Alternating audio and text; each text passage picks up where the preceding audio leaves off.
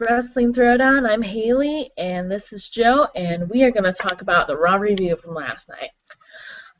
This Raw was, I thought it was like kind of like a sale for the WWE Network, especially the opening segment. The Authority came out with, Brandy, Kane, Seth, all of them.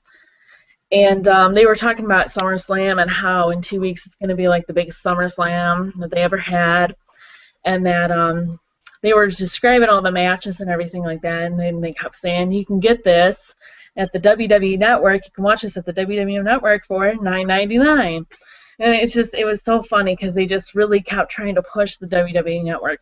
And the thing with the WWE Network is, I don't think they're going to get very many more people because in the United States, because, I mean, it's been out for how long now, like 4 months.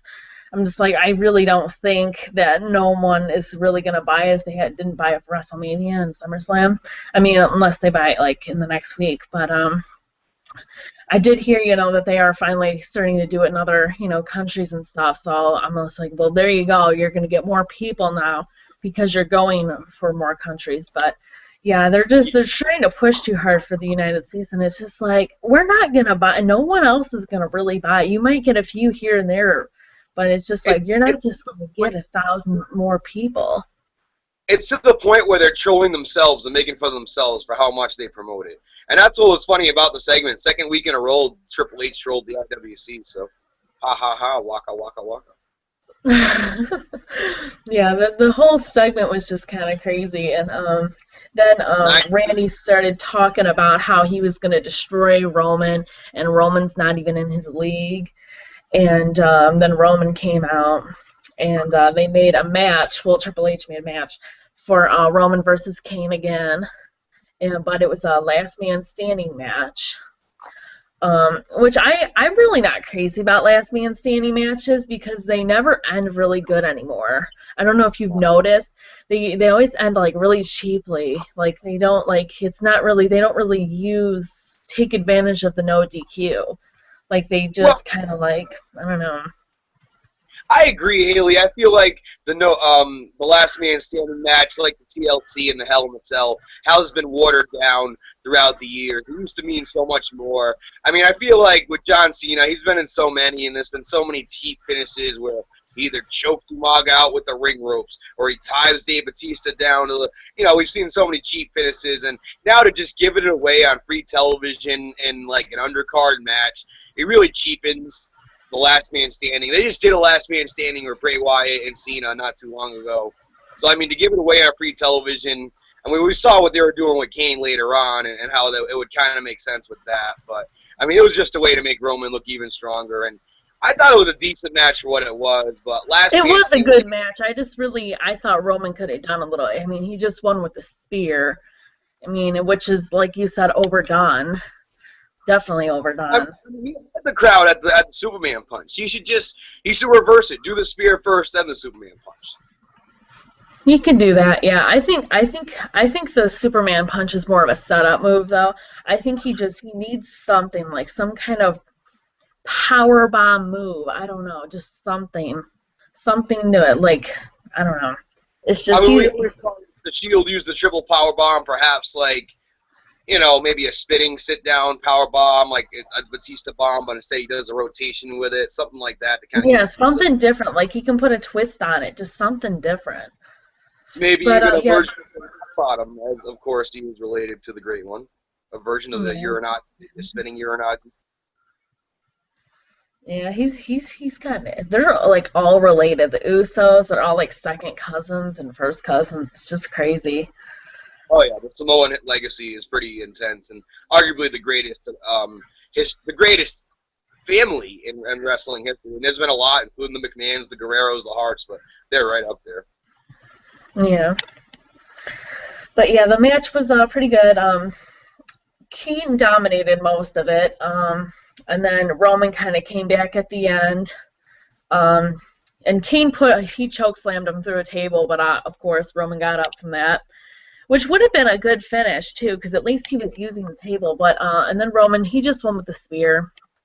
I mean, it was nothing, like I said, I would have loved it if he, like, speared him through a table or if he speared him just something, Yeah. I don't know. Something with a weapon, you know, just something interesting for once. But because it's just like if you're gonna end the a last man standing match with just a finishing move with doing nothing, it's just like you should have just had a regular fucking match. Yep. Oh yeah. I love the passion you're omitting on this topic, Haley. I'm with you on this. It's true. People can blame the PG era all they want, but bottom line, whether it's a lack of creativity or just, putting the last man standing in a bad spot, like on an undercard match on a 3-hour Raw, it just cheapens the last man standing match, which used to have so much meaning, along with the Hell in a Cell, TLC, and other matches. Yeah, definitely. They're just getting lazy with it or something. I don't know. It's just crazy. Yep. And then John Cena and Brock Lesnar, they have their like little promo. This was going on like a few times through the whole show. They were both not there tonight, which I thought was weird. So I was just like, well, they're obviously not. They're gonna probably put the whole heat on Brie and Stephanie for tonight if they're gonna do this.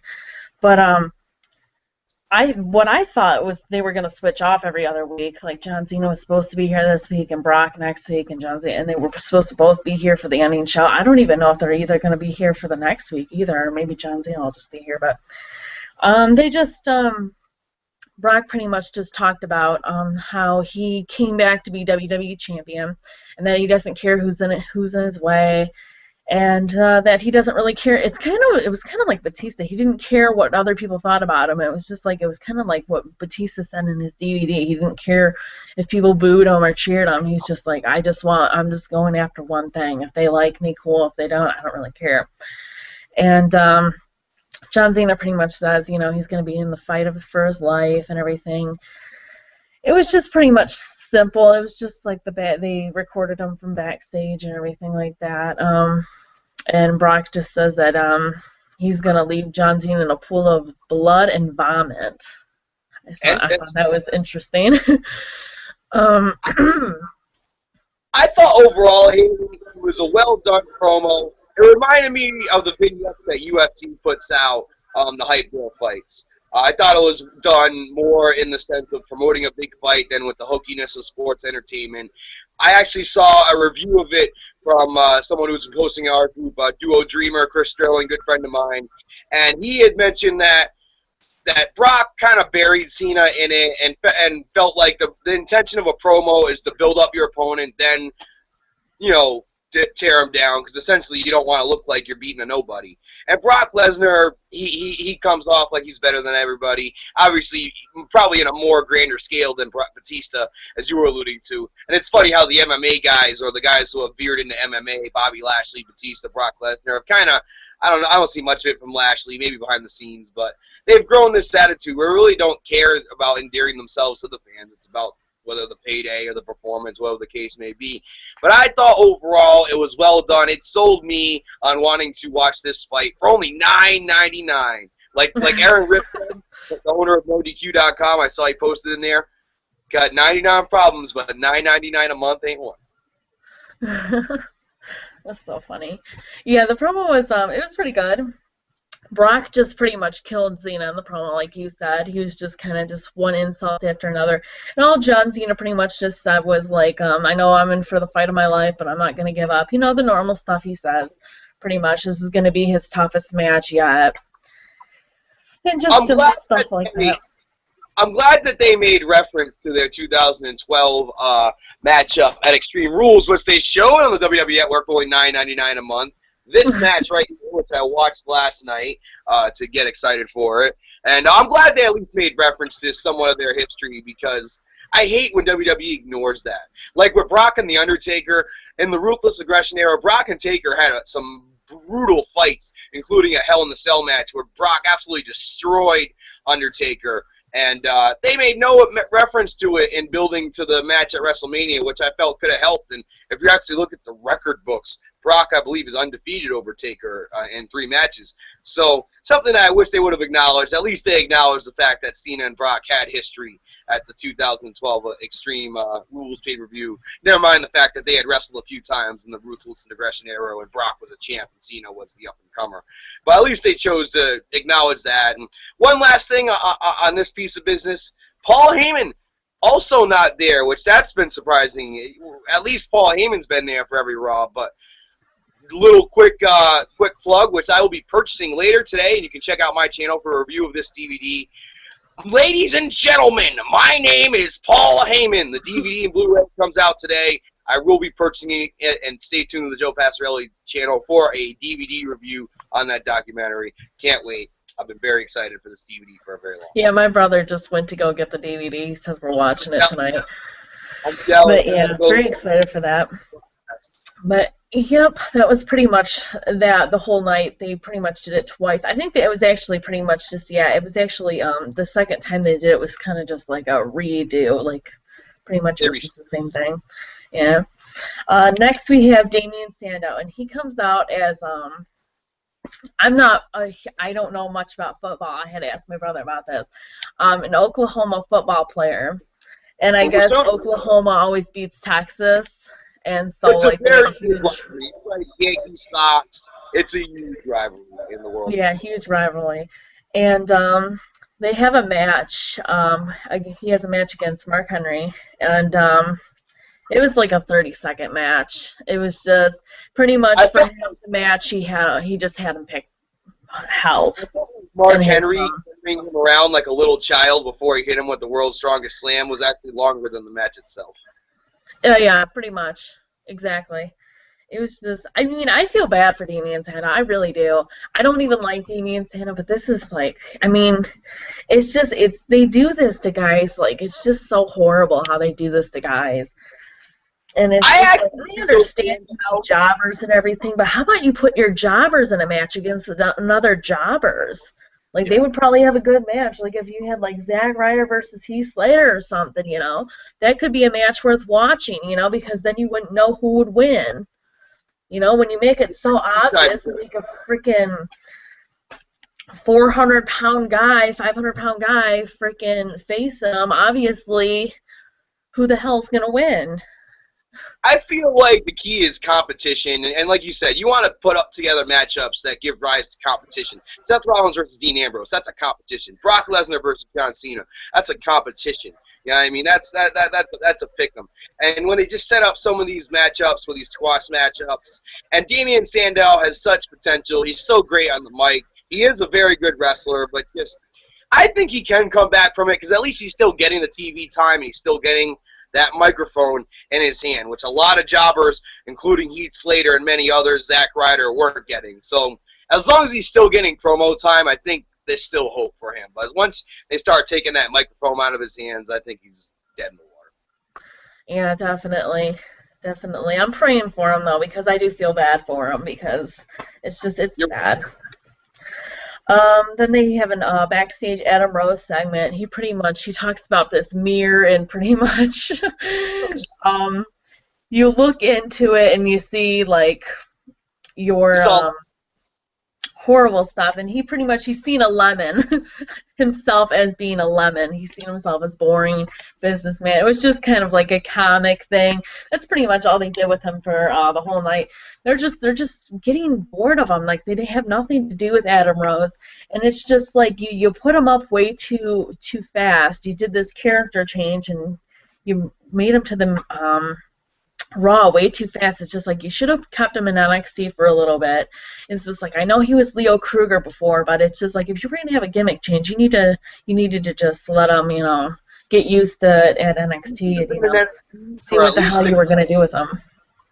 He should have been in NXT for at least 6 months, 2 years. To my understanding, that this gimmick got over very quickly in NXT, and then they called him up.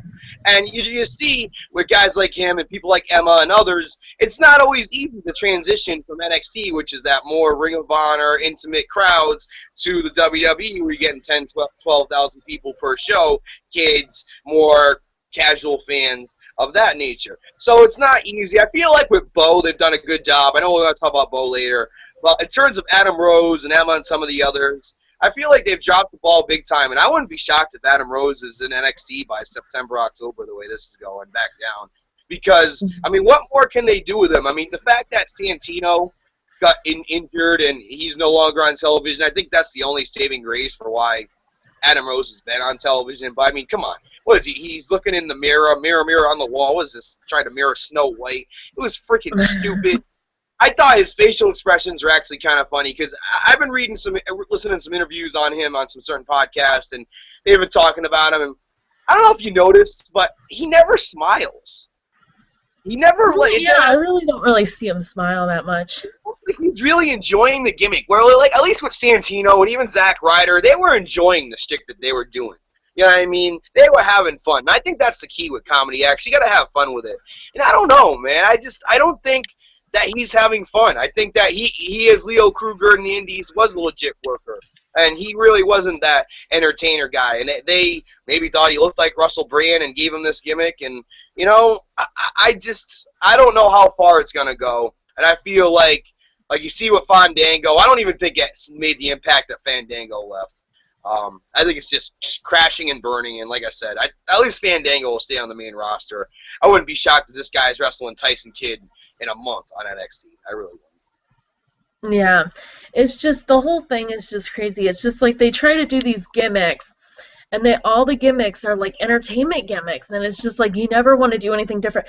That's why I'm a little bit scared for Tyler Breeze. I really like Tyler Breeze. He's so talented, but he's kind of got the entertainment gimmick with the whole selfies and Prince Pretty, and it's just like I really hope they don't mess him up because he's right now skyrocketing, and he is like the #1 guy.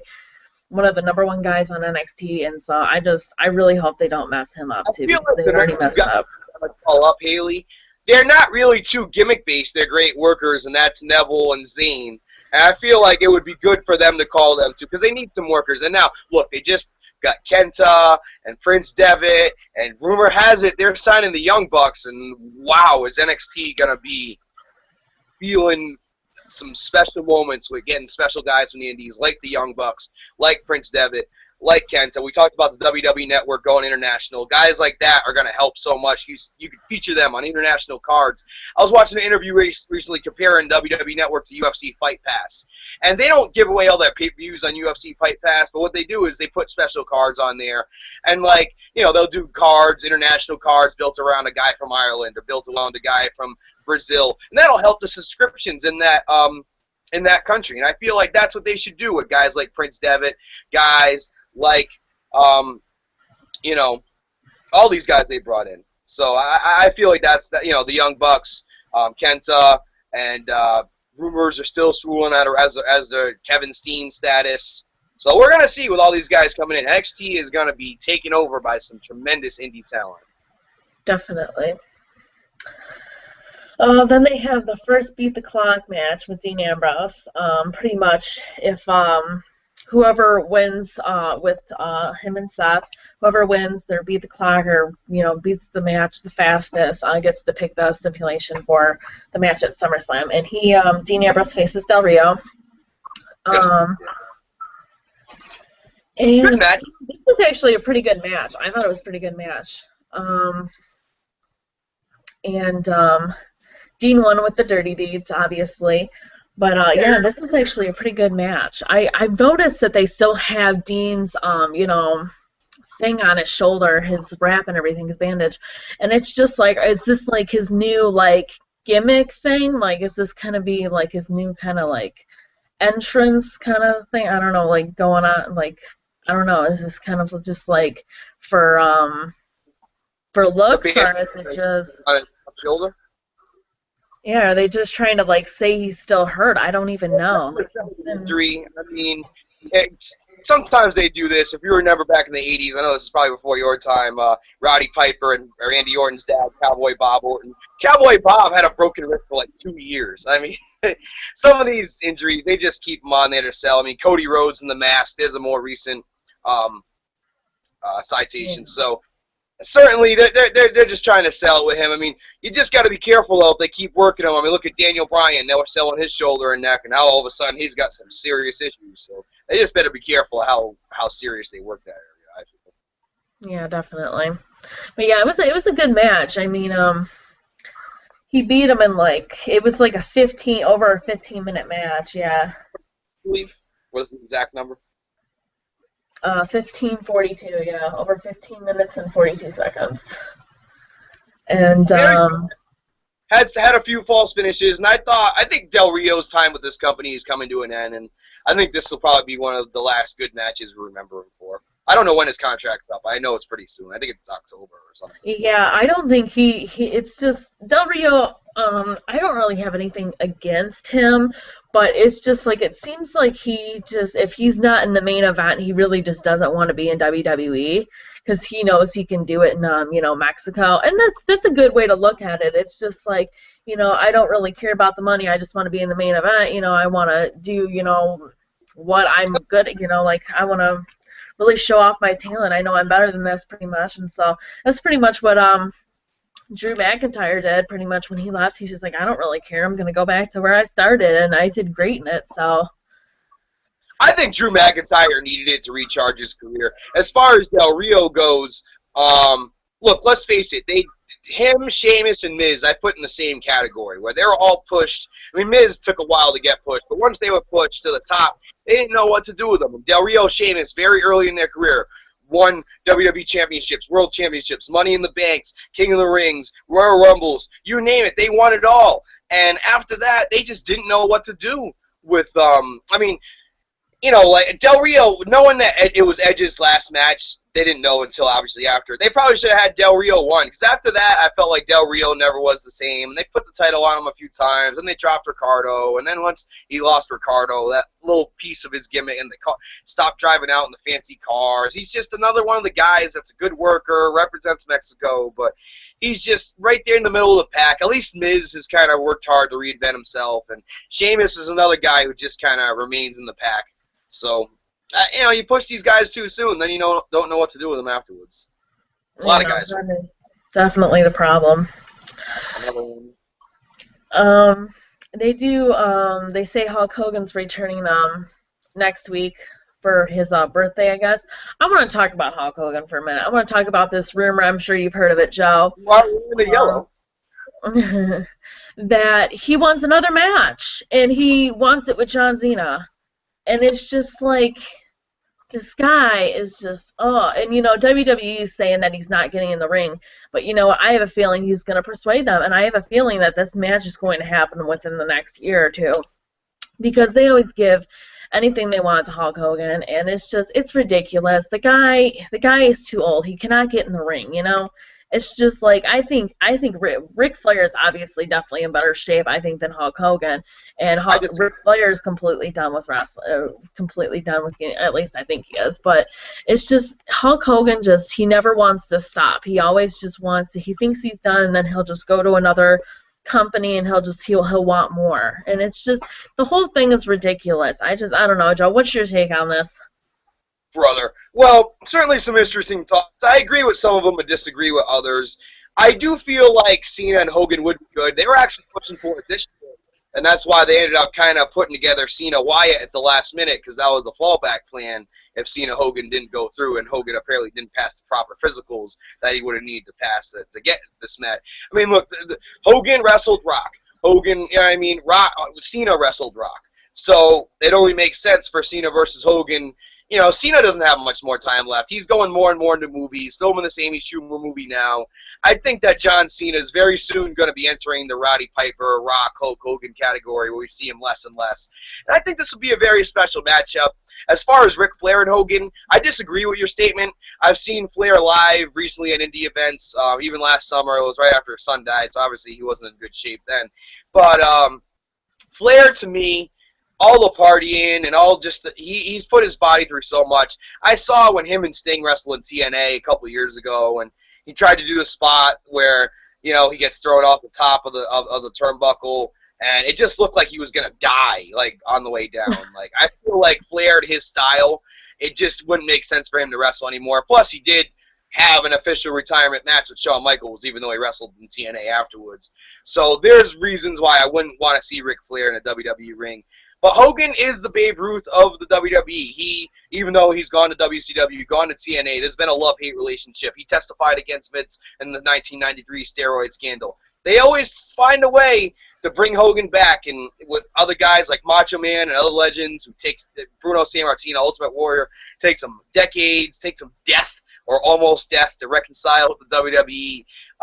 you know, Hogan just seems to be one of those guys that they respect the icon that he is, and yeah, I think he comes out, he still entertains me. I love the fact that he was there for Kenta's signing when they did that in Japan. I wish they had put that in the WN network. That's the kind of stuff they need to put on the network, stuff like that. So I feel like Hogan, if they do it right and say they turn Cena heel, which that's another debate right there. But I feel like if this were to happen, Hogan would want Cena to be heel, see Hogan Shawn Michaels in 2005 for that, where they abruptly turned Shawn Michaels heel. Which, you know, there's why I start not liking Hogan for the political reasons, and I can go on and on for hours about my mixed feelings at Hulk Hogan, the persona, and the real person. And also, Hogan, he lost a lot of his money in his divorce with Linda, as well as the legal trial with his son Nick over the vehicular manslaughter. So Hogan would not be working for Vince, in my opinion, if he didn't need the money. I feel like Hogan's ego, if he could have made his own company, I mean, he went in, he destroyed TNA because they just had no idea what TNA was, and they just didn't do their homework on it, and they thought they could just be themselves and do what they've been doing for years, and it just destroyed TNA. So, and that's some of the reasons why I dislike Hogan. But overall, Hogan Cena, I think Cena's the one guy that he would protect Hogan. You know, he wouldn't take too many risks, just the nostalgia of them. It's almost like Brie Bella and Stephanie. It's not going to be a good technical match, but the nostalgia and the idea of Stephanie coming out of retirement, wrestling Daniel Bryan's wife, the whole story with Daniel Bryan for over a year, going back to last year's SummerSlam. So it makes sense, even if probably on paper, will it be better than, say, Jerry Lawler versus Michael Cole? Yeah, but it's not exactly going to be Shawn Michaels versus Undertaker, if you want. Yeah. Yeah, I just like their whole promo and thing they're doing, but the thing with Hogan, I don't know. I think they both need to just stay out of the ring, him and Ric Flair, but let's just what about on it. Sting? Sting's 51 years old, by all accounts in great shape, but he's just as old. I mean, Hogan's going to be 60. He can still wrestle. Yeah, that's the thing with Sting. I think he can still wrestle a little bit. I don't know. And that's my thing, like, with Hogan having this birthday bash, which we've seen them do this for Rocky and Cena in the past, so I'm okay with them doing this. I think it's going to be a cool, fun segment. And they said there's going to be surprise guests, so you can fill in the blanks with maybe you get Piper, maybe you get Jimmy Hart, you know what I mean? You get a lot of people, you get Brutus the Barber Beefcake, you get all these people who are key in Hogan's history. And what if they bring in Sting as like a big cliffhanger at the end of the segment to kind of introduce Sting on television? That would be something. I mean, Sting and Hogan have a lot of history going back to WCW, of course TNA as well, not that they'll acknowledge that. But who better to introduce Sting to the WWE Universe than someone who has so much history with Sting, Hulk Hogan? That would be awesome. Just do something more than what they did with Ric Flair a few weeks ago. Like, Ric Flair, all he did was just talk for not even 2 minutes, and then they just handed him the world title, which they didn't even retire it anyway, so I didn't get that whole thing. But yeah.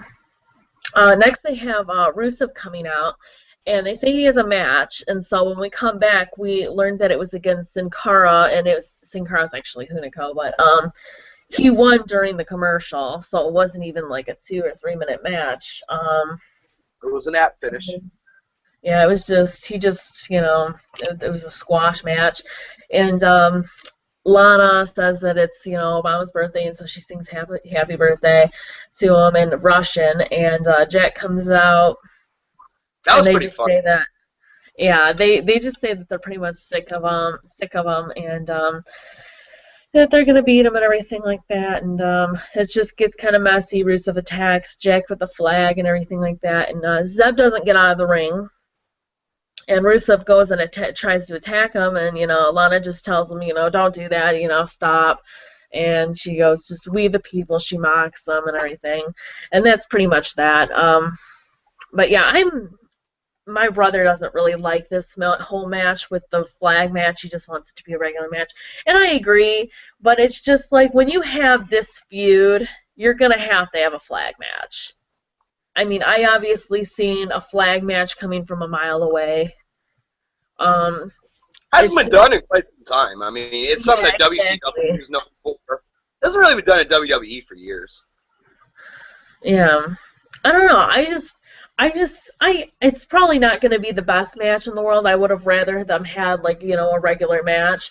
But, it's probably obviously going to be something like Rusev's either going to win or Jack's going to win, but they're not going to count it as Rusev being undefeated because he didn't pin him or whatever. So they're obviously going to have another match no matter what after this. Their final match is probably going to be at Night of Champions, probably.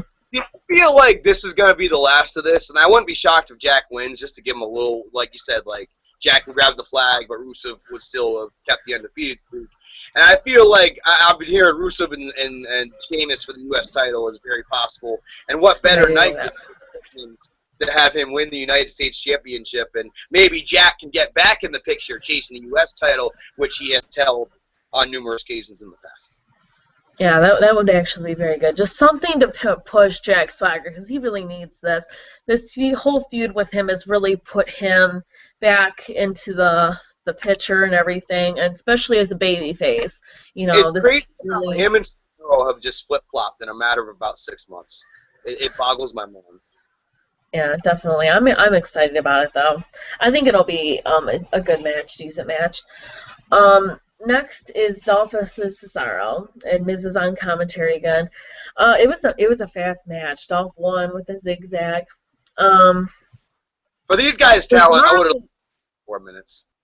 Yeah, Cesaro is getting buried. He really is. And I know that's kind of bad to say since two good wrestlers have beaten him in the past week, like Dolph and Jack. But it's just like... when you're losing like that fast to people, because even the Jack Swagger match really wasn't that long of a match either, and it's just like they're just completely burying him. They're not letting him get any wins. He hasn't really won in like a few weeks. I can't remember when the last time he's won. Even when he was with Paul Heyman. I feel like, I hate when WWE, and I'm going to get emotional on this one, when they just destroy a good thing for no rhyme or reason whatsoever. And when you go back to just, like I said, not even 6 months ago, 4 months ago, WrestleMania 30, the guy was on fire. People were getting behind him with the Real Americans, with the swing.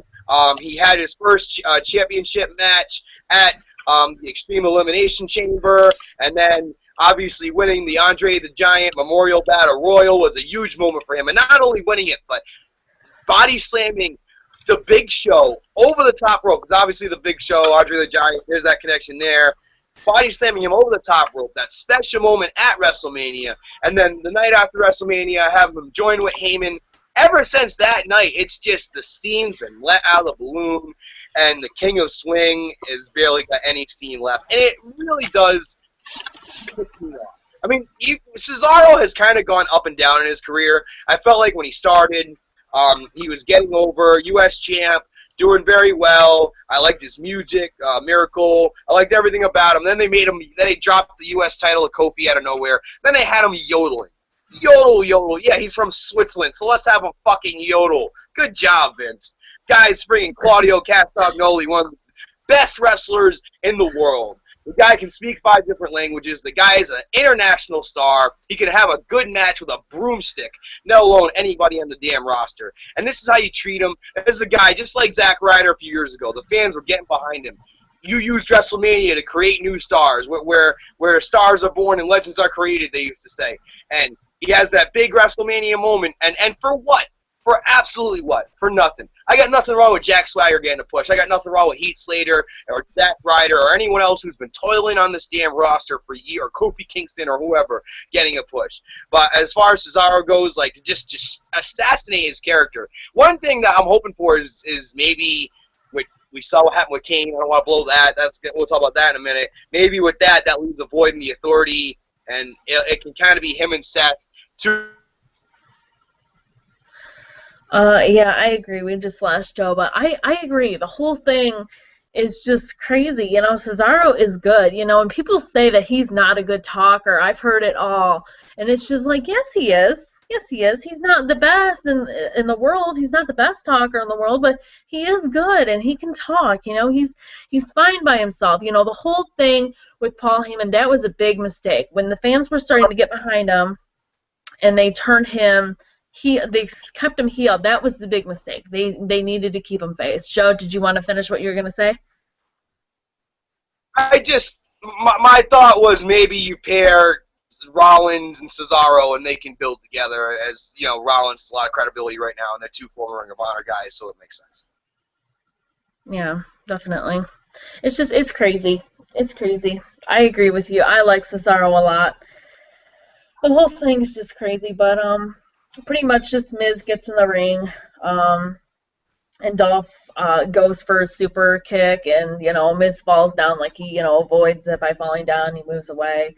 He just holds up the title and everything. It was just to get them to and that's another thing. I heard another rumor that they're supposed to make that a triple threat match at SummerSlam, and they're still thinking of unifying the U.S. and the Intercontinental title. Now, I don't understand this. Like, if they do this, I feel like they need to bring back another title, because they can't just have 2 titles and 50 different wrestlers. They're either going to have to release a lot of people, or they're going to have to bring back another title, because they can't just have 2 titles and 50 wrestlers. It's just like there's so many people who are in the back doing nothing, and it's just like you either need to release them or do something with them, because it's ridiculous. I don't know. Their title has diminished the title's value, specifically the Intercontinental and very specifically the United States Championship. The United States Championship, I felt like a couple of years ago when Daniel Bryan had it, when The Miz had it, the Miz really used it as a springboard to get in the main event. And I thought Daniel Bryan did a similar job with it. And that title for a while I thought was weighted even higher than the Intercontinental title was, at least the way it was being portrayed.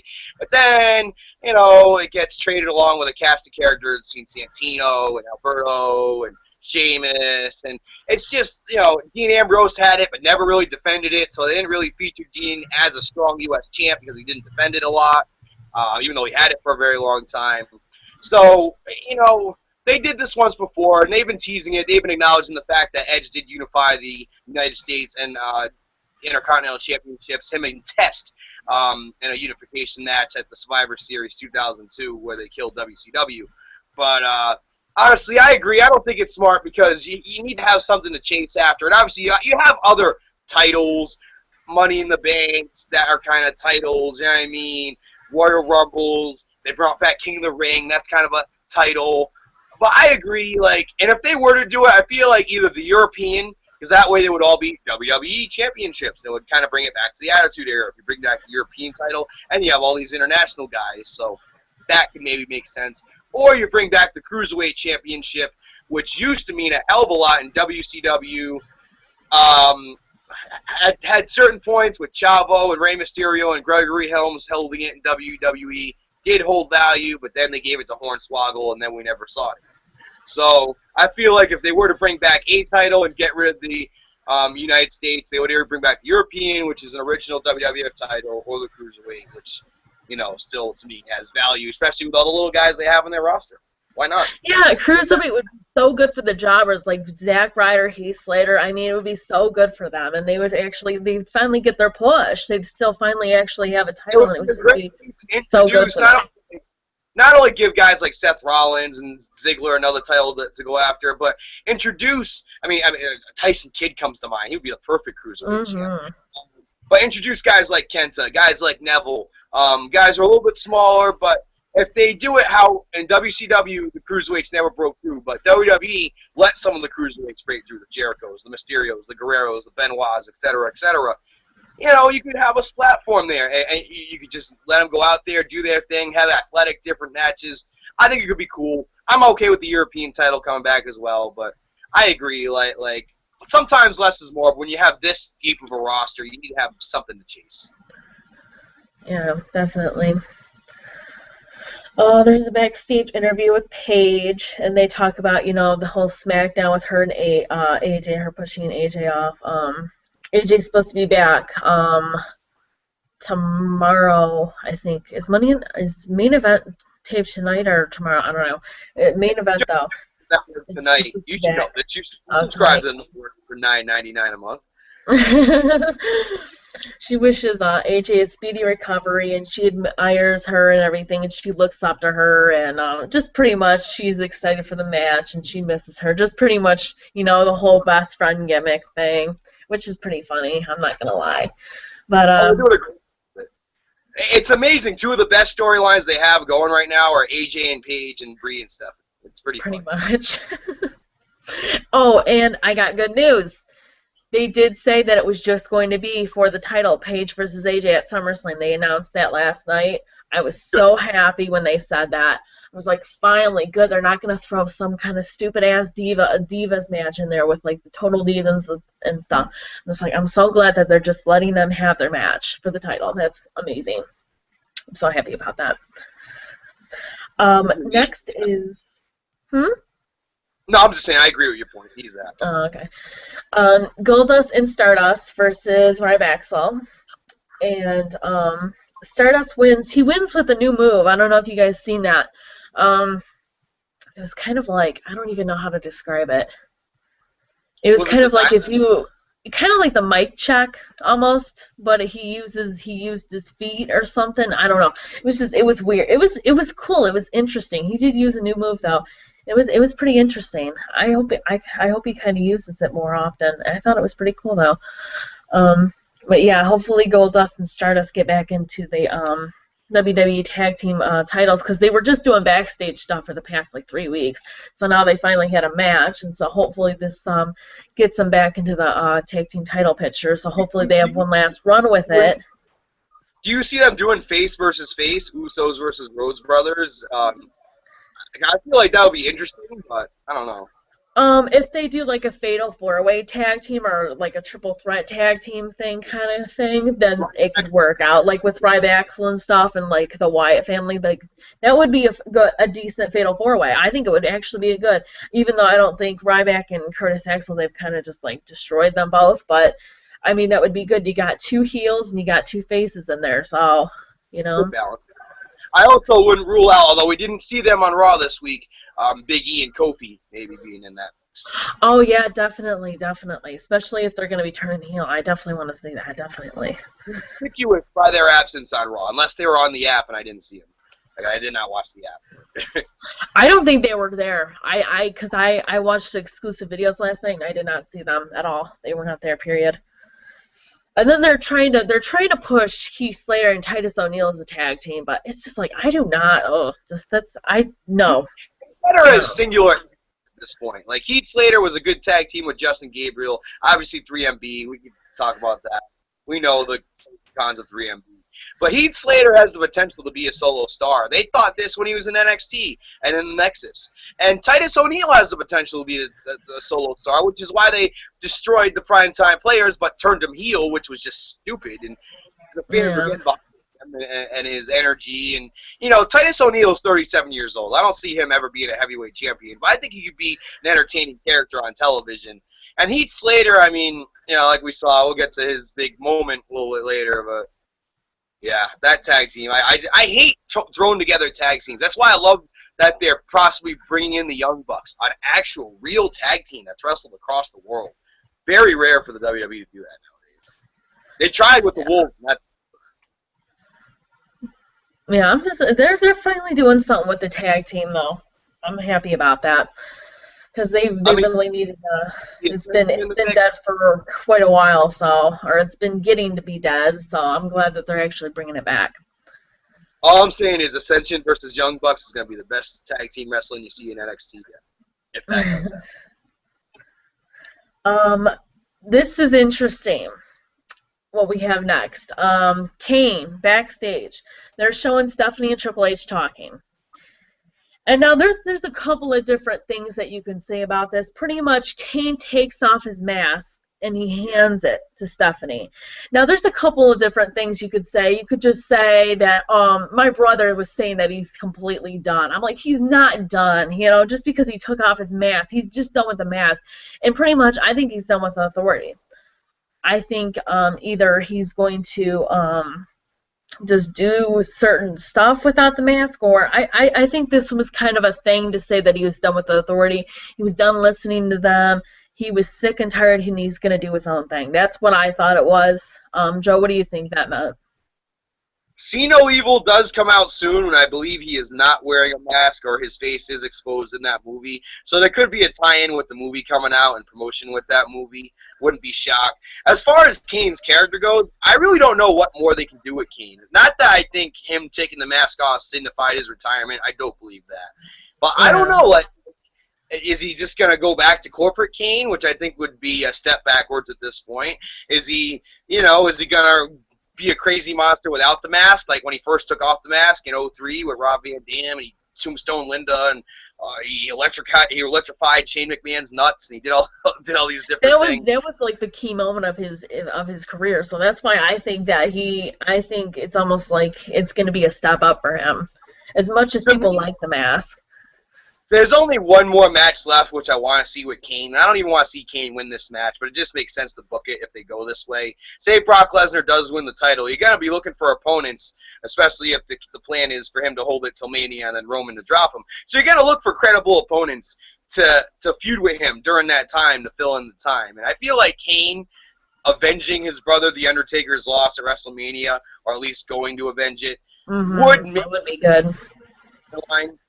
Not that they've even connected any dots with it, and Kane has even made any reference to it whatsoever. But now all of a sudden you see Brock Lesnar kind of being the authority's choice, and Kane almost passively just bowing out. Like, to me, it just made Kane look like such a puss. Like, Kane used to be Michael Myers, and they've done this with Kane so many times where, his character's just changed so much where before he took the mask off originally, he had a girlfriend, and he had emotions, and X-Pac stole his girlfriend, and we felt bad for Kane because X-Pac stole his girlfriend. Like, oh, please, give me a break.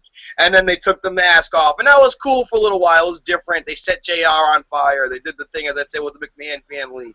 For about a year, you had some good stuff with Kane. You did the stuff with Lita, where Lita was pregnant and then lost the baby, and Gene Snitsky. He had some good stuff there for a while, and then he kind of just was doing mid-card toiling feuds, held the ECW title for a while, but didn't really do anything else. I thought his feud with The Undertaker in 2010 was good when he actually finally beat The Undertaker when Paul Bearer was managing him and world champion on SmackDown. I like that because I thought Kane deserved that in his career to finally get those wins over Undertaker. Like, you only have one guy win the same match over and over for so long. It becomes predictable. So, but, like, what can Kane do anymore? Besides that one match, I just feel like Kane's almost 50 years old. He's probably in much better shape than The Undertaker. As far as in-ring, The Undertaker wrestles once a year and barely made it through that match. Kane obviously wrestles on a semi-consistent basis, and, he still looks to be in pretty good shape for a guy in his late 40s, but I just don't see, like, Big Show. What do they do with Big Show? He's working darkies. They don't even have anything for Big Show at this point. So for Kane, what do we do with him? I mean, shoving him down our throat from us. Demon Kane. That whole thing with Daniel Bryan for Daniel's first feud as a champion just disgusted me.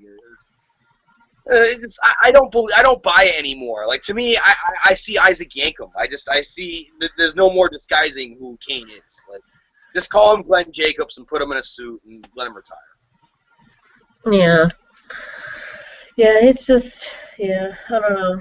I think this is just pretty much him saying that he's done with the authority, but we will see. I'm kind of interested to see what they're going to do with him. A lot of possibilities that could go with it. I certainly hope he doesn't go back to corporate Kane, because that would just... that would make no sense. I think he's just going to be without the mask, and I think he's just doing his own thing now. I think that's what I think that they need to do with him. Agreed. Chris Jericho versus Luke Harper. Now this one is again they had two separate matches. One was on SmackDown, and then this one was with Luke Harper. And Eric Rowan already got banned from ringside, and so now this one was going to be banned from ringside. Chris Jericho beat him with the curl breaker, but he was before he covered him. Bray Wyatt comes out and Bray Wyatt gets in the ring and stops him. Now this is a DQ, but Michael Cole does still say that it's still counting as a DQ, and that Luke Harper is still now banned from ringside. So they're both going to be banned from ringside. So now it's just going to be Bray Wyatt versus Chris Jericho, which will be awesome, especially if Bray Wyatt wins. It will show that he is strong and that he's hopefully going to get his pushback, that they just kind of killed. I mean, they didn't really kill because he's still doing stuff, but I mean, it's just I think this will be good for his career, and they're gonna have a great match and everything. Just the two of them without get Luke Harper and Eric Rowan getting involved. And you know what? Hopefully, they're probably gonna split them up soon. You know, with Luke Harper and Eric Rowan together, and then Bray Wyatt doing his own thing. I definitely see that eventually. They were going to do it when Bray was supposed to be going to be turning face, but we'll see about that. Not really sure because they might be running out of opponents for Bray Wyatt after Chris Jericho because you know they're trying to put him with big stars. So unless like they put him with like Dean Ambrose or something after this, or like Roman Reigns or something, which would be decent, I could definitely see Bray Wyatt and Roman Reigns and stuff like that. But after this, you know, it's just like they kind of got to maybe do something a little bit. They got to push them up to the next level, you know. I fear for Bray Wyatt being the next Jake Roberts, and that Jake Roberts was the greatest of all time, but he was the guy people went through to get to him. And I hope Bray Wyatt isn't stuck in this role his whole career, and that guy who people, like you said, Roman Reigns. Essentially, he would be that guy that Reigns would go through to fill the time before Reigns gets the super push with the Royal Rumble and other things going forward. But I think that'd be good television. We did see it with the Wyatts and Shield matchup. But I feel like them splitting up soon, you know, we saw Bray essentially cost himself Luke at ringside because he was the one who got involved. And I thought this was an act of defiance and confidence saying, I can get the job done by myself. I don't need to rely on my Goonies. And like I'll beat the hell out of you with my Goonies tonight to send a statement. But when it comes down to it, I can beat you clean in the ring one-on-one, Chris Jericho. You're not a savior. You're a part-timer. And, you know, I think that accomplished something very good. I'm very much looking forward to the match, and I really hope Jericho puts him over clean. I feel like Jericho wouldn't have come back to not put him over clean. Exactly. Especially at this point with guys like Ziggler, Fandango, and others. Not that he really chose Fandango, but I know he wanted to work with Ziggler and Bryan and other guys. So I feel like he's going to put Bray Wyatt over strong, and maybe this could lead to the split because we saw Luke Harper using that different music again that he used at the Money in the Bank pay-per-view when he came out for this match with Eric Rowan, and Bray was not obviously at ringside with them until the conclusion of the match, and then Bray cut a promo by himself without them being flanked in the background. So, you know, it's going to be interesting. I think Luke's strong enough to carry Eric by himself without Bray, and Bray's strong enough to be on his own at this point. Yeah, I'm just worried about Eric Rowan. If they split, you know, if they have Luke Harper and Bray Wyatt go their separate ways, which would both be fine, Eric Rowan's probably going to get put in the jobber thing, or, you know, because I don't really see him. He doesn't talk that much. He's the weakest of the three. It's just kind of like, I don't know. It's not like you said with the Shield before. It's not like, you know, when they all split up, they're all three fine. They're all three main eventers. You know, they're completely fine on their own. It's just like you got two main eventers, and then you got the one that's kind of like lacking, you know. But I feel like they can rebrand him. That's why he reminds me a lot of Luke Gallows, a.k.a. Doc Gallows, a.k.a. Festus, a guy who was big, you know, but really couldn't stand on his own. CM Punk gave him a chance to resurrect his career and get away from that god-awful gimmick. And he did okay with that, and WWE only let that go so far. Now he's doing great in the Indies as a member of the Bullet Club in New Japan. Now he's gotten away from TNA and everything else. You see him on Ring of Honor a little bit with their promotional shows, the New Japan Ring of Honor shows.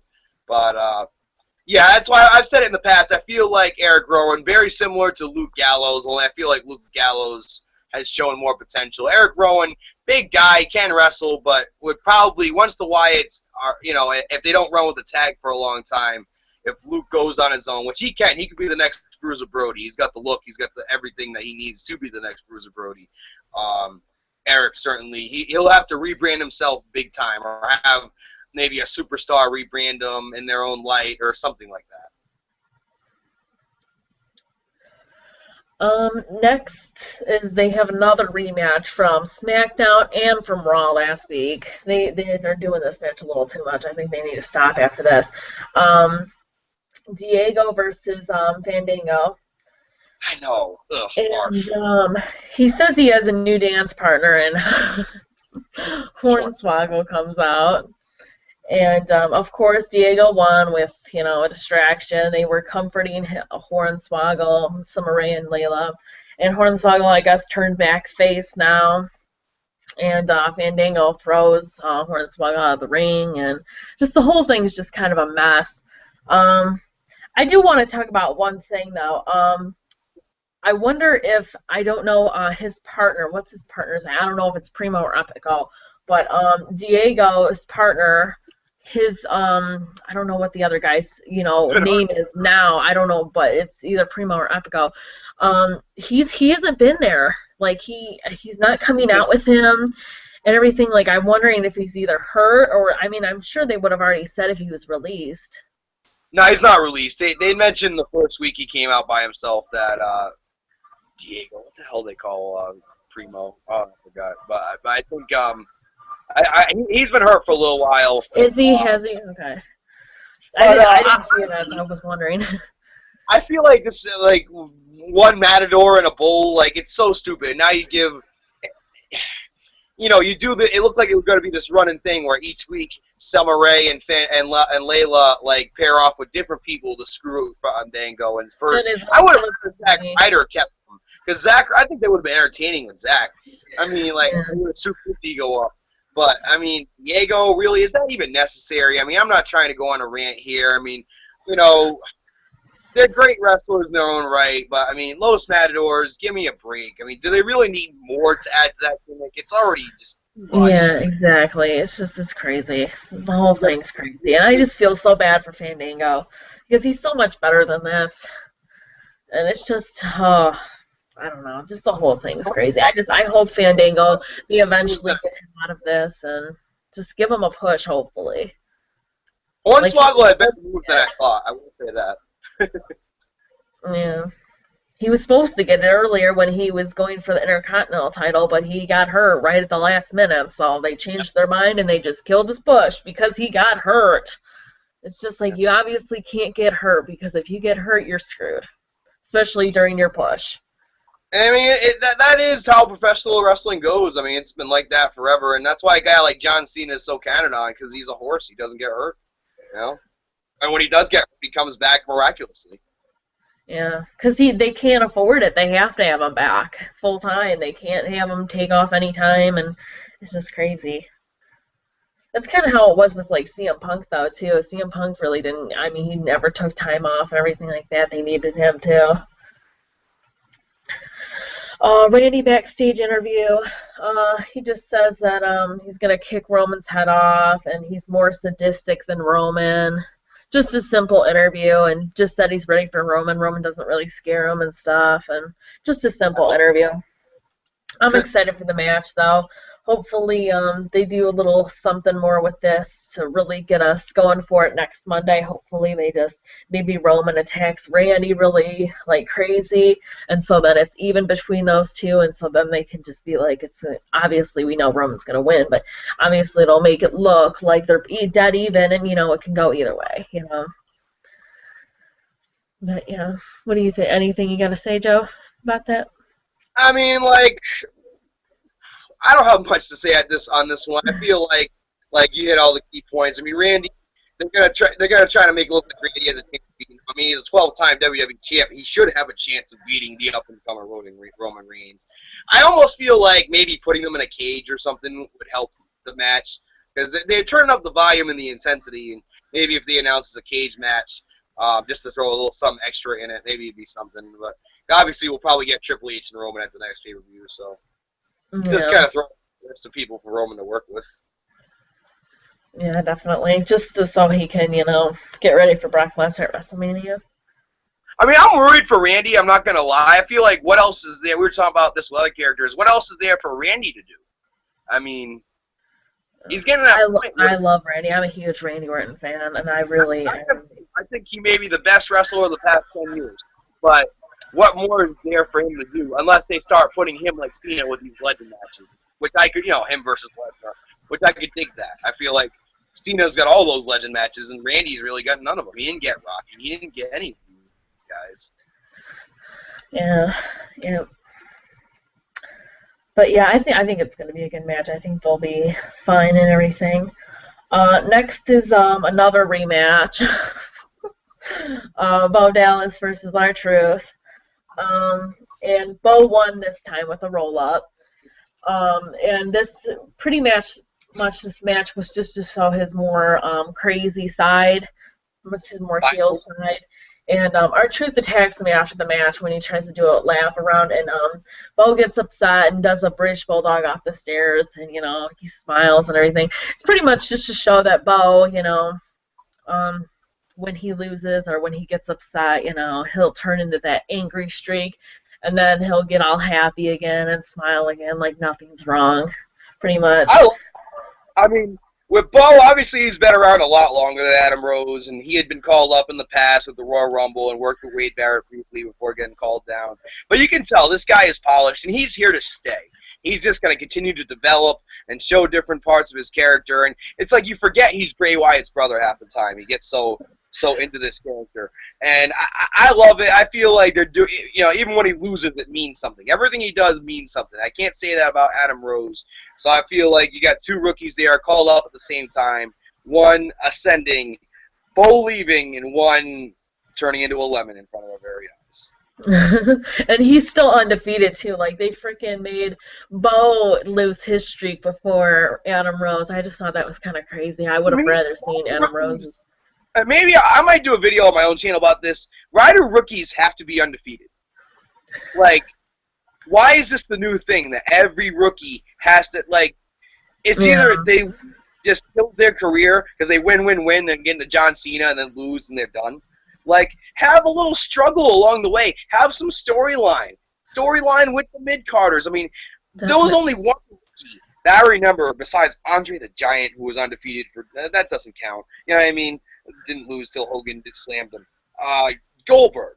And it's like, ever since then, like, people would, like, feel like the raid, it break your rookies is to make them undefeated. Now, Kurt Angle, they did this. It made sense. He's an Olympic gold medalist. The first guy who beat him was Taz, who was a legitimate wrestler from ECW, made his debut. And it elevated Taz in his debut. But, like, they didn't have Taz go undefeated after that. And Kurt won and lost, and it built him up. They didn't have Jericho go undefeated when he made his debut. As a matter of fact, he lost almost every match until he started feuding with Stephanie. So, I mean, to me, I'm not saying it has to be all wins or all losses, but I like with Bo, like I talked about with Del Rio. Del Rio won, like, every match, and Royal Rumble, won the Royal Rumble, and then, just dropped. Have a little bit of struggle. It's athletics. Not every athlete is undefeated. Not every guy is Brock Lesnar, who was undefeated until Big Show beat him with Paul Heyman turning on him at Survivor Series in 2003. Not every Brock Lesnar's special. Bill Goldberg was special. Kurt Angle was special. Not that Bo Dallas or these guys aren't special. But, I mean, Ryback, it made him too much too soon. And then when he lost, just boom. So way too much, way too fast.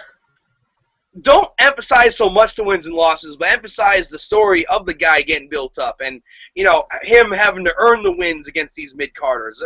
Wrestling back in the day, even with Goldberg, he had the struggle of going through the Ravens and, guys in the mid-card, Scott Hall, whatever, before he got to Hogan and, was thrust in the main event picture in WCW. So to me, the undefeated gimmick becomes too. I mean, TNA did it with Crimson a couple years ago. It just it becomes so redundant, and then it's literally all or nothing with these guys. I don't get it. And when they should have when they should have guys win, they have them lose. Like the Nexus a couple years ago, they should have won, and they had them lose. So I don't know. I feel like the Shield, they did it right. The Wyatts, they did it right. Yeah. I mean, these guys, and they were 3-man groups, so it was different. But, yeah, I mean, Bray Wyatt's lost, it hasn't hurt him. Bo Dallas has lost, it hasn't hurt him. These guys don't have to be undefeated and then just drop, hail from the sky. Yeah, pretty much. It's just crazy. The whole thing's crazy. Bray Wyatt just does a little bit of a promo. And he says, like, why am I different? He pretty much just says, why am I different? He's just like, I like being different. And just stuff about, like, more stuff about, like, Chris Jericho saying that, like, he's going to beat him and that he's the real savior. Pretty much, it was just pretty much a little bit more of an expansion of the promo he gave on SmackDown. But that's all I really got to say about that. Do you want to add anything, Joe? Well, I kind of mentioned it earlier. You saw him by himself, and obviously he's the one who cost himself Luke Harper being at ringside. So very confident that he can beat the former undisputed champion Chris Jericho, the man who beat Austin and Rock on the same night. I hope it happens. I really do. Yeah, I do too. This was the match of the night, and everyone's probably saying that, Haley, I don't know why you're happy about this, but I am. Okay, Seth versus RVD. Okay, so they're supposed to. Seth was supposed to face RVD, and the authority says, no, we're changing this match, and Heath Slater comes out. And I go, God damn it, they're going to freaking destroy Heath Slater. It's just like, as much as I love Seth, Seth is my #1 guy, but, I love Heath too, and, like, that's so fucked up that they're going to destroy him. And so I see Dean come out, and I said, well, maybe this won't be as bad as I thought. And Dean comes out and he starts messing with the briefcase. He opens it, he rips up the contract, gets some popcorn, pulls some soda in there, and he gets on JBL's hat and acts like a cowboy. Just anything to distract Seth, and Seth is getting very irritated. He keeps getting distracted, and Heath keeps hitting him with moves and stuff like that, but Seth keeps kicking out and coming back and, destroying Heath. And so all of a sudden, Dean stands on the announce table and he holds up the briefcase and he starts swinging it around, and Seth is just like, stop this, get the hell out, you're ruining my match.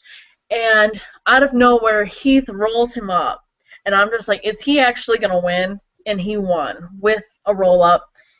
And it was like, this was his match of, like, this was like his biggest career moment right here for Heath Slater. He just beat, like, the top guy in WWE right now, pretty much. And this is, oh my God, it was just incredible for Heath Slater. And, people are probably like, oh, you were probably so pissed that Seth got beat by a jobber. And it's just like, no, I'm not. I'm so excited because, you know what? This will not hurt Seth in any way. In any way possible. People are getting pissed. I heard this one girl saying that, oh my God, this makes Seth look so weak, so horrible. Oh my God, this is horrible. And it's just like, Heath didn't even win cleanly. He won from a distraction, but, it gives Heath that push that he needed, and hopefully they continue with it. I don't see him being faced because they did a backstage fallout after this, and Heath was still acting a little bit heel, and plus Titus O'Neil acted like he won the match. And, so obviously, and if Titus O'Neil, unless they're going to make them a face tag team, I don't see it, though, happening. I still see them, I think have the charisma to pull it off. I like both Heath Slater and Titus O'Neil. I like their charisma. One of the biggest reasons. Heath Slater has been part of some big things in his career, but he's always the laughing stock of it. Whether it's him and Flow Rider, or him and him and all the legends that build up to the Raw 1000 a couple years ago with Sid Vicious and Lita and Vader and all the legends, Rikishi. Obviously remember the Nexus, a former 2-time tag team champion with Justin Gabriel with that in the core. 3MB. Heath Slater's always been on television, so it's not like he's just been completely jobbing out. And look, like, the guy gets a break, gets a win. Maybe they can run with it. Maybe it's just part of the Seth Rollins, Dean Ambrose storyline. Anybody who thinks this is going to hurt Seth Rollins, I want to know what they're smoking. I want to know who prescribed them that. Exactly. I want to know a fucking mark. Like, there's going to be winners and there's going to be losers. It's competition. And, like, I remember Dolph Ziggler put over Alex Riley a couple years ago just to do it. I mean, I think Alex Riley never even had a match ever again. I think he graduated to NXT commentary after that. But it's like, sometimes it's nice for a guy just to get a win. And, like, it was for the right reasons. The crowd got behind it. I do think Heath Slater, the crowd could sympathetically get behind this guy, just like Sandow and some of these other guys. And, like, how the crowd continues to get behind Ziggler. It's like, they just destroy these guys and destroy these guys. And Heath Slater, he's a decent worker. He's deserving of at least being an Intercontinental Champion and being in the mix. He's not going to be a World Champion. Let's be serious at this point. But, I mean, anybody who thought this was going to hurt Seth, I mean, just because Seth's holding on to the Money in the Bank, does that mean that like he can never lose? Like I remember last year, Ziggler lost every match before he cashed in against John Cena, against Alberto Del Rio. Yeah, I mean, Edge didn't necessarily win every match. When he had the original Money in the Bank, he had a feud with Kane. He won some, he lost some. He had a feud with Matt Hardy. He won some, he lost. But it was about the feuds. It was about the reasons why they were feuding, and not necessarily the wins and losses. And anybody who thinks is just going to kill Seth, until Seth Rollins tries to cash in on John Cena and doesn't cash in and turn into Damian Sandow, then we can say they're burying Seth. Don't even say that. Don't say I don't want it to happen. I don't want it to happen. I want that briefcase to be successful every time it's cashed in, whether it's Yoshihiro Tajiri or whoever, or you know what I mean, or Rob Van Dam or Seth Rollins or Mean Gene Oakland, anybody who has that briefcase, it should be a guaranteed championship. And I hate how they've jobbed it out. First Cena losing it, whatever. He's strong enough. He would withstand it. And then last year with Sandow, I mean, I really hope that Seth cashes in. And you know, if they were to do that, say if he cashes in on Roman after WrestleMania, like, or at WrestleMania, and Roman destroys him, that's destroying Seth Rollins. Yeah. But as of right now, having him lose in I mean, does anybody remember Triple H once got beat by the Brooklyn Brawler? Does anybody remember this? Because I do. It happened. The Brooklyn fucking Brawler beat Triple H. Doesn't mean he's not one of the greatest ever. Give me a fucking break. Excuse my language. I want to give people a little history lesson. It was probably like 6 months ago. Seth Rollins was given an interview. And they'd said something like, do you see yourself in the main event? He's like, of course I do. He's just like, everyone who's in that, you know, WWE wants to see themselves in the main event. You're supposed to push yourself up to the highest. And he mentioned Heath Slater. And he said, you know, I don't understand why some of these guys are jobbers, like 3MB, for example. Like, all three of them are very good wrestlers. He's like, I don't get this. And he's just like, I mean, I guess it's not really my place to say, but he's just like, I don't get why they're jobbers. He's just like, they're good wrestlers.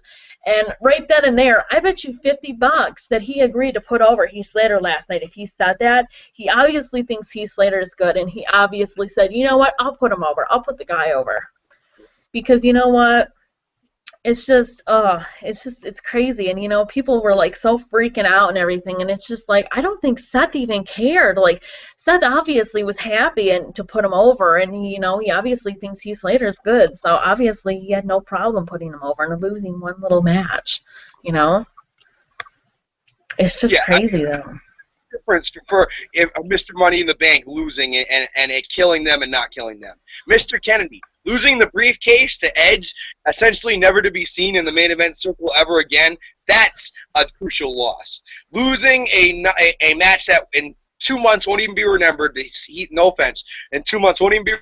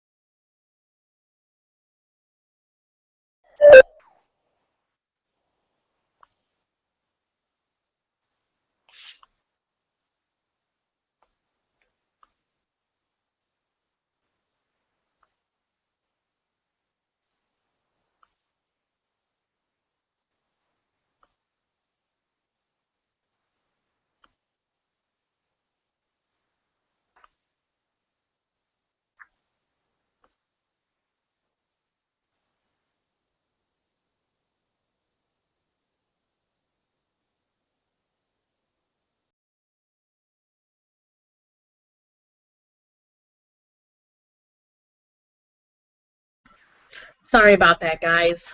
I guess Joe just dropped out, too. I need to get a new fan for my computer. Technical difficulties. But anyways, Seth, like I said, this is not going to hurt Seth.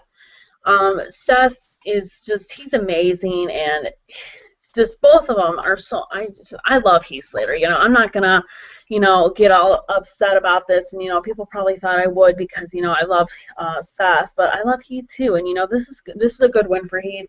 Hopefully they do something with it, but that's all I really got to say. You're also not on. You're a journalist. You're a host of one of the fastest rising wrestling talk shows on YouTube, The Wrestling Throwdown, and you can distinct, an actual loss that's going to kill a guy's career and a loss that's there to further the storyline. Definitely. Well, the last segment was Brie and Stephanie, the contract signing. Now, this was a good contract signing. There was a lot of heat in this. Pretty much, Brie starts by saying she's going to embarrass her, and that Stephanie's in for the fight of her life and stuff like that. She's just like, I don't care what happens after this, because as long as I beat you, that's going to be the key moment, and I'll remember it forever. And it's going to be payback for everyone that you did to, like, Vicky Guerrero and everything, and everyone you messed up. And then CM Punk chants started, which I thought was hilarious. She also screwed over Caitlyn, too. I don't know if you know this, but Caitlyn, the word was that Caitlyn, not only did she retire because of the wedding, but the bigger reason was, I guess, Stephanie promised her things, and it never came through. Like, she kept promising Caitlyn storylines or matches, and she never gave Caitlyn what she wanted. So Caitlyn was just like, you know what, screw it, I'm getting out. I feel like Caitlyn's thing on Twitter, I guess, with them following each other, but I feel like Caitlyn featured prominently. I mean, her and AJ had that great feud. She held the Divas title. After that, they did nothing with her. But I mean, yeah. It is either you hold the Divas title, or you're in the mix for the Divas title, or that's why this thing with Stephanie and Brie is so good, because it's giving the Divas something else to do besides either be in Total Divas or be in a tag team that doesn't make sense, or be in the Divas title picture. It gives them more to fight for. Yeah, definitely. And then she signs contracts. She calls her trash. And then Stephanie laughs and says, you're blah, blah. And she signs it. And then she's going to tear her heart out. And then she hits Nikki with the contract. And then Triple H traps Brie in a corner. And kind of like, it was like the AJ and Caitlyn thing. Remember when Caitlyn pushed AJ in the corner with the table? But then she hit her, and she gave her a pedigree. Now that pedigree, both pedigrees were very good. She ended up, Brie ended up slapping Triple H, and then she pedigreed Brie too after that. But they were both very good pedigrees, Me and my brother were kind of surprised that that's going to be obviously her finishing move. People are saying, though, that they don't think Nikki's going to turn heel now because, Stephanie's attacking Nikki, but it's just like, they could all just be for show. Yeah, they might be. I mean, look at the whole thing with Seth Rollins. They might just be doing that to make us think that's not a possibility. I still think it is a possibility. And the fact that Nikki... definitely be, because I think, I'm pretty sure, I really have a huge thing that I think Stephanie's going to win. And for Stephanie to win, I think Nikki has to turn on Brie and help her out. So I definitely see Nikki turning heel at SummerSlam and Stephanie winning. But we'll talk about that. We're going to do... Stephanie's promo, I was really feeling what she said, even though Brie Bella tried to do a pipe bomb promo, which was intercepted by CM Punk chants. Nice try, Brie. But Stephanie, I was really feeling what she was saying. She put so much emotion. She's really become her dad in how she portrays that character, and how much heat it has gotten. And that now a Divas segment can main event Raw 2 weeks in a row. That can't be understated. I mean, this is pretty historic here that the Divas 2 weeks in a row. This goes back to Trish and Lita when stuff like this was happening. Or even AJ when she was involved in the main events. And even that didn't last too long. But I'm really enjoying this. I mean, it's been carrying the shows with Brock and Cena not being available. And Stephanie, like I said, I was really feeling her promo. I feel like Triple H trapped her in the corner. Like, women's groups could be getting up in arms. I mean, it's kind of like Daniel Bryan and Justin Roberts. It's kind of like one of those sites that I had no problem with it. But if I'm a women's group advocate, and they're talking about Be a Star campaigns and everything, is that going to look bad on Triple H pushing a defenseless woman, trapping her in a corner with a desk pretty aggressively? I don't know. I mean, it's wrestling. People sometimes forget that. and people are too politically correct. I'm actually going to do a video later on the Washington Redskins and how people are just too politically correct this day and age. I enjoyed it. But overall, I mean, you got to give Steph a lot of credit, and I do think that she probably will win. Why else would she come out of retirement? I mean, Brie Bella doesn't necessarily need the win. She's already hired. If she needed the win to get rehired, then I would say yes, she's probably going to win. But considering she's already hired, yeah. And I was really paying attention to body language throughout this, and she really didn't do anything. And I thought her silence spoke volumes in that, oh, this possibility of turning could happen, even though Stephanie whacked her with the contract. I mean, the points that Stephanie made, I thought were actually on point. That, hey, Brie Bella is using this to get in the spotlight, to overshadow her sister. Like, I wouldn't be surprised at all. And I was actually watching that Extreme Rules 2012 video from 2 years ago last night, and one of the main events, well, one of the matches was Nikki Bella as the Divas champ versus Layla. And it was funny, Nikki even at that point was like kind of trying to say, like, oh, it's not just about us, it's about me. And even going back to that, I feel like a Bella split is highly probable. We've already seen the Funkadactyls, another Diva tag team split. There's really no need for Diva tag teams at this point. There really hasn't been a need for Diva tag teams at all, even going back to TNA and the Knockouts Tag Team Championships. So, no offense. I think if done right and serious, it could be a possibility, but they're just not going to give it the amount of time it needs to be taken seriously. So, you know, at this point, it has new matchups, and now you can have Bella versus Bella. And I wonder if this could add into a John Cena heel turn at a certain point, because they love to reference how Brie and Daniel Bryan are married. But boy, do they ignore the fact that Nikki Bella and John Cena are an item. That is I actually think it would be hilarious. Now, they did say that this was a rumor that John Cena could possibly be joining Paul Heyman, and Paul Heyman could be turning on Brock Lesnar at SummerSlam. But that would be a perfect time now to turn that heel, because if she's turning heel at SummerSlam, and it was just, I know, I'm just like speaking. I know it's crazy. I know it's not going to happen, but no, it could happen. So I think that's a scenario where like that would shock us all. And it's SummerSlam. They're trying to go out with a bang. I don't predict this, especially with Paul's DVD coming out, and you're going to see or hear so much history of him and Brock on that DVD. But, I mean, I was just talking about how Paul Heyman already did that once with the Big Show, and John Cena, they're all calling him the greatest champ of all time and this and that. What greater way for Paul to get his comeuppance than to be, with the greatest champ of all time. I don't predict it, but, oh, man, if that just the thought of it kind of sent shivers down my spine. That would be a heck of a swerve finish. Definitely. This Raw was, it had its good moments. Definitely had its good moments. I just thought it was a lot of rematches. And just, well, a lot of them were pretty short. Most of them were just segments and talking and stuff like that.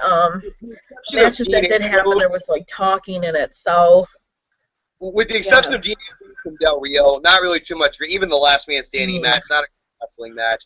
I do want to say one thing I forgot to mention. You had talked about the briefcase. I loved how Dean desecrated the briefcase. I think we had seen every way possible for that briefcase to get destroyed. Thrown in bodies of water, whacked on people's heads, DDT through it, all these different things. But never had the briefcase really been opened before. So I thought that was cool. You opened it. You had the one little piece of paper that said contract for it. Obviously, they can easily reprint a contract for the authorities' hand-chosen guy. That's not. But they rip up the contract and they pour the popcorn and the soda in there, and then Ambrose wears the hat, walking around thinking he's Luke Bryan or something. Then he throws the hat in the briefcase, and I was surprised JBL didn't get up and give him a clothesline from hell. I mean. No slap. I mean, people are sitting there messing with him like he's dead. Like he's still a human being. He's still a former champion. But I thought it was very entertaining, and all the different ways we've seen the briefcase get its comeuppance. I thought that was pretty different, pretty funny. Definitely. Yeah, but that was pretty much that. And we will be doing a prediction show for SummerSlam in about a week. I am going to be on a 2-day vacation right after SummerSlam, so we're going to have to do SummerSlam and Raw after, but I will still be doing those. But yeah, this has been Wrestling Throwdown, and don't forget to check out Joe's channel. I will put it in the link of description. Don't forget to like our group, Wrestling Throwdown, and don't forget to subscribe to us, and don't forget to like our Twitter page on Wrestling Throwdown. Thank you so much. That's right. Follow us on social media.